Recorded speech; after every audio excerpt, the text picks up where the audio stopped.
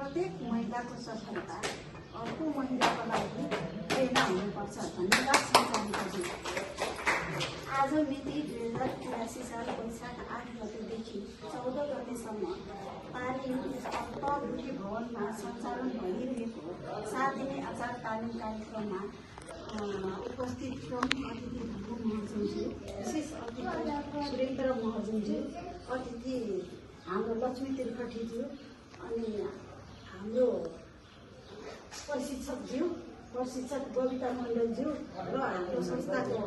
सम्पूर्ण महालक्ष्मी महिला सशक्तिकरण सञ्जालका सम्पूर्ण साथीहरू लगायत र यहाँ उपस्थित सहभागी साथीहरू र दिदीबहिनी माहरूमा म महालक्ष्मी महिला सशक्तिकरण सञ्जालको अध्यक्ष बिन्दु प्रधानको तर्फबाट सम्पूर्णमा नमस्कार गर्दछु। यो हाम्रो सिद्धिपुर 6 नम्बरमा अचार बनाउने तालिम